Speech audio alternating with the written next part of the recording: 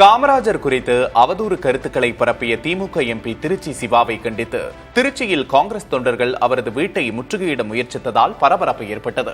காமராஜர் குறித்து திருச்சி சிவா பேசியது குறித்து சர்ச்சையான நிலையில் அவரை கண்டித்து தமிழ்நாடு காங்கிரஸ் கமிட்டி மாநில பொதுச் செயலாளர் வழக்கறிஞர் சரவணன் தலைமையில் போராட்டம் நடைபெற்றது. தடையை மீறி சிவா எம்பியின் வீட்டை முற்றுகையிடச் சென்ற காங்கிரஸ் கட்சியினரை காவலர்கள் கைது செய்தனர். இந்த போராட்டத்தால் நீதிமன்ற கண்டோன்மெண்ட் பகுதி சாலையில் சிறிது நேரம் போக்குவரத்து பாதிப்பு ஏற்பட்டது. இதனால் வாகனங்கள் மாற்று சாலையில் திருப்பிவிடப்பட்டன. இதேபோல விருதுநகரிலும் காங்கிரஸ் கட்சியினர் திருச்சி சிவாவுக்கு எதிராக கண்டன கோஷங்களை எழுப்பினர்.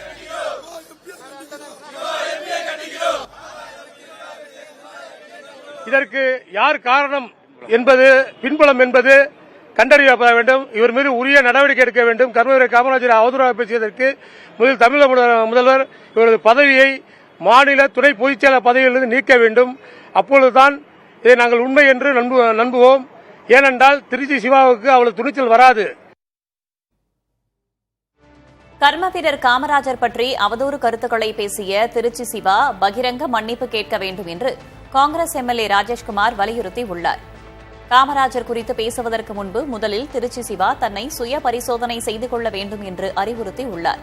அரசினர் விடுதியில் வெப்பம் அதிகமாக இருக்கும்போது மரத்தடியில் கட்டிலை போட்டு உறங்கியவர் காமராஜர். அப்படி இருக்கையில் மக்களை சந்திக்காமல் இளைஞர்களுக்கு வழிவிடாமல் கொல்லைப்புற வழியில் பதவி சுகம் அனுபவிக்கும் திருச்சி சிவா போன்ற தனிமனித ஒழுக்கம் இல்லாதவர்கள் காமராஜரை பற்றி தொடர்ந்து பேசினால் கடும் பின் விளைவுகளை சந்திக்க நேரிடும் என்றும் எச்சரித்தார். பெருந்தலைவர் காமராஜர் ஏசி இல்லாமல் உறங்க மாட்டார் என திமுக எம்பி திருச்சி சிவா பேசிய பேச்சு சர்ச்சையான நிலையில் மறைந்த முதல்வர் கருணாநிதியின் பேஸ்புக் பதிவு தற்போது வைரலாகி வருகிறது. 2013ஆம் ஆண்டு எழுதப்பட்ட அந்த பதிவு காமராஜர் மீது கருணாநிதி கொண்ட அன்பையும் பிணைப்பையும் வெளிப்படுத்தும் வகையில் அமைந்துள்ளது. குறிப்பாக இன்றைய ஏசி சர்ச்சைக்கும் பதிலளிக்கும் வகையில் அன்றே கருணாநிதி பதிவு செய்துள்ளார். அதில் திமுக ஆட்சிக்கு வந்த பிறகு தமிழ்நாடு முழுவதும் காமராஜர் சூறாவளி சுற்றுப்பயணம் மேற்கொண்டார். அப்போது பெருந்தலைவரால் ஏசி இல்லாமல் உறங்க முடியாதபடி உடல்நிலை இருப்பதாக அவரது செயலாளர் கூறியதாகவும், அதனால் காமராஜர் சென்ற ஊர்களில் அரசு விடுதிகள் எல்லாவற்றிலும் ஏசி வசதி ஏற்படுத்தியதாக குறிப்பிட்டிருந்தார். காமராஜர் அதிகாரத்தில் இல்லை என்றாலும் நாமெல்லாம் ஆட்சி அதிகாரத்திற்கு வர வழிவிட்டவர் என அதிகாரிகளுக்கு உத்தரவிட்டதை கருணாநிதி நினைவு கூர்ந்திருந்தார். மேலும் காமராஜர் பெயரிலும் அவரது தாயார் பெயரிலும் கொண்டுவரப்பட்ட திட்டங்களையும் கருணாநிதி பதிவிட்டிருந்தார். அந்த பதிவைத்தான் தற்போது பலரும் பகிர்ந்து வருகிறார்கள். கலகமூட்டி குளிர்காய நினைக்கும் தீயவர்களின் எண்ணங்களுக்கு இடம் கொடுக்காதீர் என்று பெருந்தலைவர் காமராஜர் குறித்த விவாதத்திற்கு திமுக தலைவரும் முதல்வருமான மு.க.ஸ்டாலின் முற்றுப்புள்ளி வைத்திருக்கிறார். பெருந்தலைவர் காமராஜர் குறித்து திருச்சி சிவா பேசியது சர்ச்சையான நிலையில் மரியாதைக்குரிய தலைவர்களின் மாண்பை காக்கும் வகையில்தான் எந்த கருத்தும் பகிரப்பட வேண்டும் என்று மு.க.ஸ்டாலின் குறிப்பிட்டுள்ளார்.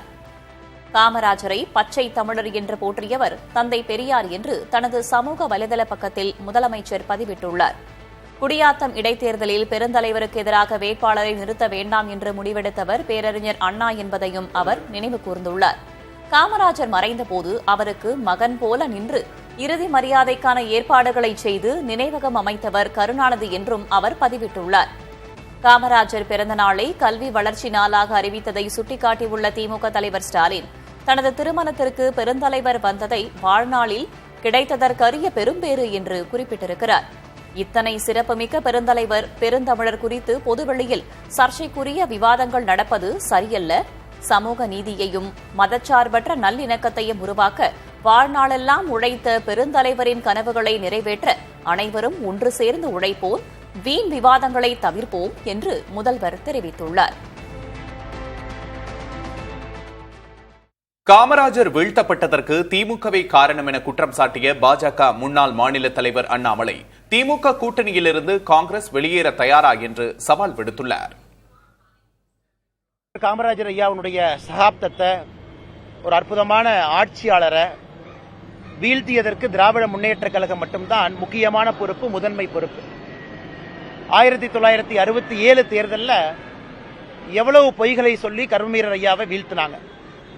அதன் பிறகு காங்கிரஸ் கட்சி இரண்டாக பிளவுபட்ட பொழுது திராவிட முன்னேற்ற கழகம் அம்மையார் இந்திரா காந்தி அவர்களோடு இணைந்து எப்படி காமராஜர் ஐயாவை கொஞ்சம் கூட மேலே தமிழகத்திலும் வரக்கூடாது, இந்தியாவிலும் வரக்கூடாது என்பதற்காக 1971 தேர்தல் ஒரு எடுத்துக்காட்டு. அதன் பிறகு எமர்ஜென்சி காலகட்டத்தில் கர்மவீர ஐயா அவருடைய உயிர் பிரிந்த பொழுது திமுகவினுடைய அட்ராசிட்டி எல்லாமே பார்த்தோம். அதன் பிறகு நேருவின் மகளே வருக, நிலையான ஆட்சி தருகன் ஸ்டாண்டை மாத்தினது. அதனால் இன்னைக்கு திராவிட முன்னேற்ற கழகத்தை பொறுத்தவரை கர்மவீர ஐயாவை பற்றி பேசுவதற்கு 1% கூட அவர்களுக்கு ஒரு உரிமை இருப்பதாக நான் பார்க்கவில்லை. 1967 தேர்தல் பரப்புரையின் பொழுது அன்றைய ஒரு முக்கிய தலைவராக இருந்த கலைஞர் கருணாநிதி அவர்கள் பேசியதெல்லாம் இன்னைக்கு எடுத்து போட்டு காமிச்சோம்னா மானம் இருக்கக்கூடிய ஒரு காங்கிரஸ் கட்சி கூட இன்னைக்கு திராவிட முன்னேற்ற கழகத்தினுடைய கூட்டணியில் இங்க இருக்க மாட்டாங்க. அதையெல்லாம் தாண்டி இன்னைக்கு எம்பியாக இருக்கக்கூடிய திருச்சி சிவா அவர்கள் இன்னும் ஒரு படி மேல போய் ஒரு மனிதன் தன்னுடைய சொந்த வீட்டுக்கு, கர்மவீரர் ஐயா தன்னுடைய சொந்த வீட்டுக்கு கூட குடித நீர் பைப்பில் வரக்கூடாது என்பதிலே தெளிவாக இருந்தார். அந்த ஊரில் இருக்கக்கூடிய எல்லா மக்களுக்கும் தண்ணி வந்த பிறகுதான் தன்னுடைய வீட்டிற்கு வர வேண்டும் என்று சொல்லி அந்த லோக்கல் பஞ்சாயத்து போட்டிருந்த குடிநீர் பைப்பையும் கூட பிடுங்கி எறிந்தவர்.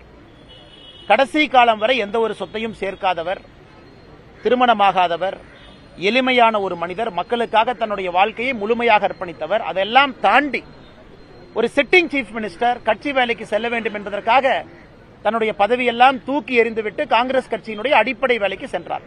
இதெல்லாம் ஒரு பக்கம் சரித்திரம். அப்படி இருக்கும் பொழுது அந்த மனிதர் ஏசி இல்லாம தூங்குவாரு. அதே போல அந்த மனிதர் தன்னுடைய கடைசி காலகட்டத்தில் கருணாநிதி அவர்களுடைய கையை பிடித்துக் கொண்டு உங்களை போல ஒரு ஒப்பற்ற தலைவர் இல்லை என்று சொன்னாங்க அப்படின்னு சொல்றதெல்லாம் அன்னைக்கு கர்மவீரர் ஐயா தன்னுடைய கடைசி காலகட்டத்திலும் கூட சொன்ன வார்த்தையை நான் திரும்ப சொல்றேன். 2 கழகங்களுமே குட்டையில் ஊறிய மட்டைகள் என்கின்ற வார்த்தையை பயன்படுத்தினாங்க. அப்படி இருக்கும் பொழுது நிச்சயமாக அவர் கலைஞர் கருணாநிதி அவர்களை தனிப்பட்ட முறையிலோ ஒரு 4 சுவருக்கு மத்தியிலோ அமர்ந்து அதை பேசியதற்கு வாய்ப்பே இல்லை. அவருடைய நிலைப்பாட்டில் எந்த விதமான மாற்றமும் இல்லை. தமிழகத்தில் அளித்த தமிழகத்தினுடைய வரலாற்று, நம்முடைய முன்னேற்றம் எல்லாத்தையும் அளித்ததில் மிக முக்கிய பங்கு இன்னைக்கு ஆளுங்கட்சியாக இருக்கக்கூடிய திராவிட முன்னேற்ற கழகம் தெரிவிக்கிறது. அதனால் வரலாற்றை மாற்றி திரித்து கர்மவீரர் காமராஜர் ஐயா இல்லாத பொழுது ஒரு புதிய ஒரு விஷயத்தை சொல்லி அதன் மூலமாக மக்களை குழப்புவதை நான் கண்டிப்பது மட்டுமல்ல, இதை மானம் இருக்கக்கூடிய காங்கிரஸ் கட்சி பார்த்து கொண்டிருக்கிறதா என்கின்ற கேள்வியும் இந்த நேரத்தில் நான் வைக்கிறேன். காமராஜர் குறித்து திமுக எம்பி திருச்சி சிவா கூறிய கருத்துக்களுக்கு வரலாற்று சான்றுகள் இல்லை என்பதால் அவை பற்றி பேசி நேரத்தை வீணடிக்க வேண்டாம் என்று காங்கிரஸ் எம்பி கார்த்தி சிதம்பரம் தெரிவித்துள்ளார். திருச்சியில் புதிய தலைமுறைக்கு பேட்டியளித்தவர் இந்த கருத்தை வெளிப்படுத்தினார். தமிழ்நாட்டில் சரித்திரத்தை பற்றி பேசியே டைம் வேஸ்ட் பண்ணிட்டு இருக்கிறோம். இதை சம்பந்தப்பட்ட இரு முன்னாள் முதல்வர்களும் இல்லை. இதை யாராலையும் உறுதிப்படுத்த முடியாது. இதுக்கு எந்த விதமான ஹிஸ்டாரிக்கல் டேட்டாவும் கிடையாது. இது ஒருத்தர் சொல்றாரு, அதை இதை மறுத்து பேசணும்னா அதுக்கு சம்பந்தப்பட்டவங்க இருக்கணும். சம்பந்தப்பட்டவங்க 2 பேருமே முன்னாள் முதல்வர், 2 பேரும் இல்லை. இந்த மாதிரி விஷயங்களை எல்லாம் பத்தி பேசாம இனிமேல் நடைமுறை சாதாரண மக்களுடைய அன்றாட வாழ்வாதார பிரச்சனைகளை பற்றி பேச வேண்டும்.